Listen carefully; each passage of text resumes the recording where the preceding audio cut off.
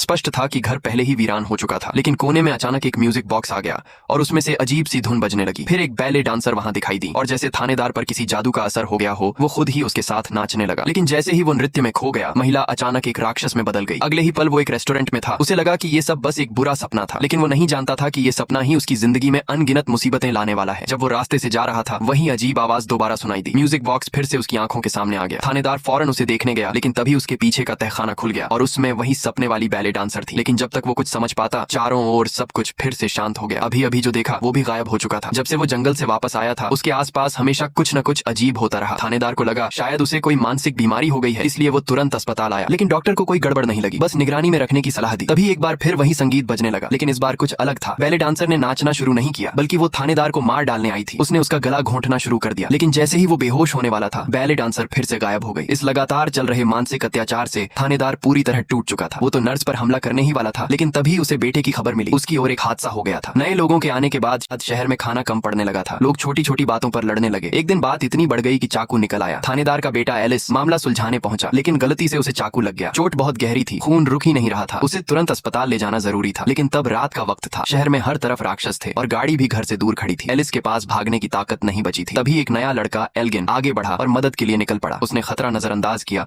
और गाड़ी की ओर दौड़ पड़ा। राक्षस पास आते जा रहे थे। एल्गिन ने तुरंत गाड़ी स्टार्ट की और भाग निकला। उसने जल्दी से एलिस को अंदर खींचा। अच्छा हुआ अस्पताल दूर नहीं था। कुछ ही मिनटों में वे वहां पहुंच गए। बेटे को लहूलुहान देख थानेदार तुरंत मदद को दौड़ा, लेकिन बहुत ज्यादा खून बहने की वजह से एलिस की हालत गंभीर हो चुकी थी। उसके सीने में बहुत खून भर चुका था। अगर जल्दी इलाज न होता तो वो दम घुटने से मर जाता। डॉक्टर ने तुरंत खून निकाला। जान बच तो गई, लेकिन बहुत खून निकल गया था। अब उसे खून चढ़ाना जरूरी था, वरना अंग धीरे धीरे काम करना बंद कर देते। और अब उसके ब्लड ग्रुप से मिलता खून सिर्फ थानेदार के पास था, लेकिन उसने खून देने से मना कर दिया, क्योंकि वो जानता था कि जब से उसने उस बूढ़े का खून चढ़ाया है, तब से उसे अजीब अजीब भ्रम होने लगे हैं और अब वो और भी खतरनाक हो गए हैं। हो सकता है उससे कुछ और डरावना हो जाए। अगर उसने अपना खून बेटे को दे दिया तो एलिस भी ताउम्र इसी यातना में फंसा रहेगा। शुरू में कोई यकीन नहीं कर रहा था, लेकिन तभी उसके हाथ में बदलाव आने लगा। उसे देख सब समझ गए कि हालात वाकई गंभीर हैं। अब कोई और रास्ता नहीं बचा था। एलिस की जान बचाना सबसे जरूरी हो गया। थानेदार की झिझक देख डिप्टी ने खुद खून देने को तैयार हुआ, लेकिन थानेदार ने मना कर दिया, क्योंकि शायद उसे कोई तरीका सूझ गया था। वो सबकी बातों को नजरअंदाज करता हुआ सीधे दरवाजे की ओर बढ़ गया। असल में उसका तरीका ये था, अपने शरीर में जमा जहर किसी राक्षस को दे देना।